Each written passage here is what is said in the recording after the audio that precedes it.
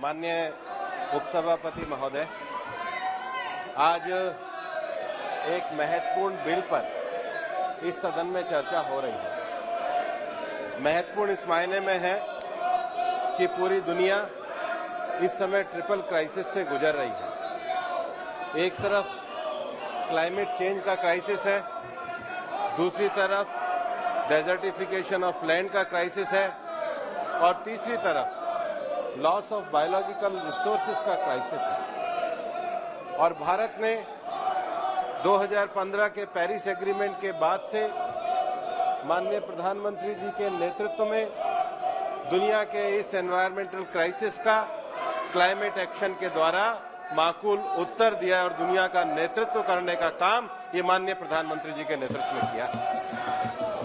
और इसलिए जैसे मेरे पूर्व वक्ताओं ने भी बताया कि Bharat convention of biological diversity का 1992 में जो अर्थ समिट हुई थी उसका भारत हिस्सेदार है।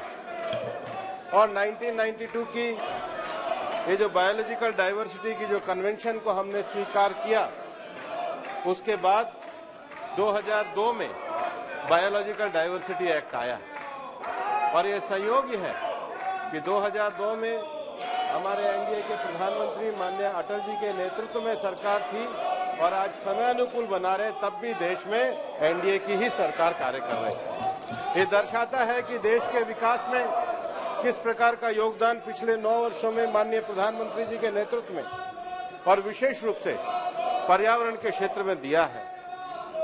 माननीय सभापति महोदय जी, मैं थोड़े विस्तार से भी कहना चाहूंगा क्योंकि यह आवश्यक है जानना कि सरकार किस प्रकार से पर्यावरण के क्षेत्र में कार्य कर रही है। इस एक्ट को लाने के जो 3 प्रमुख कारण है इस अमेंडमेंट को लाने के, कि पिछले 20 वर्षों में हमने बायोलॉजिकल डाइवर्सिटी एक्ट के लागू होने के बाद अनेक तरह के जमीन में उभरने वाली समस्याओं को देखा है और इसलिए ये आवश्यक था कि बायोलॉजिकल डाइवर्सिटी के कंजर्वेशन के लिए, उसके जो कंपोनेंट्स है उसके सस्टेनेबल यूज के लिए और फेयर और इक्विटेबल शेयरिंग, विशेष रूप से जो बेनिफिट शेयरिंग वाले जो वल्नरेबल कम्युनिटी के लोग हैं उनको प्रदान करने के लिए ये संशोधन किए जाने आवश्यक थे।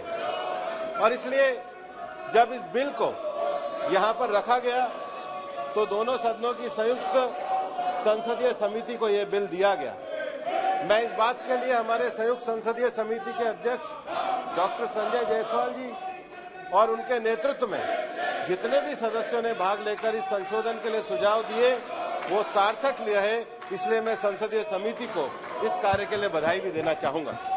माननीय उपसभापति महोदय, मैं ये कहना चाहता हूं कि हमारे देश में हम ईज ऑफ डूइंग बिजनेस को प्रमोट करना चाहते हैं। सरकार बनने के बाद माननीय प्रधानमंत्री जी के नेतृत्व में आयुष मंत्रालय बना और आयुष मंत्रालय में निश्चित रूप से बायोडायवर्सिटी के पदार्थों का किस प्रकार से उपयोग किया जाए और भारतीय आयुर्वेदिक पद्धति को किस प्रकार से बढ़ाया जाए उसके लिए कार्य किया गया।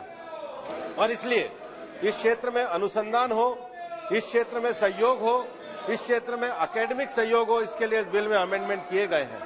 और सबसे बड़ी बात है कि हमने डीक्रिमिनलाइजेशन करके कम से कम आयुष और आयुर्वेद के क्षेत्र में जो लोग कार्य कर रहे हैं उनको राहत दी है।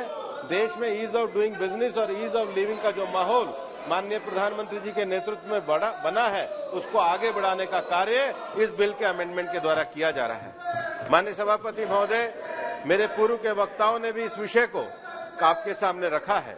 संसदीय समिति की रिपोर्ट में भी व्यापक रूप से इसके स्टेक होल्डर से, इसमें सरकारों से और इसमें एकेडमिक लोगों से विशेष रूप से बहुत बड़ा विचार विमर्श हुआ है। उन सारे पहलुओं को संसदीय समिति ने स्वीकार किया है और इसलिए मैं सदन से यह आग्रह करना चाहूंगा कि वो इस बिल को पारित करें। धन्यवाद।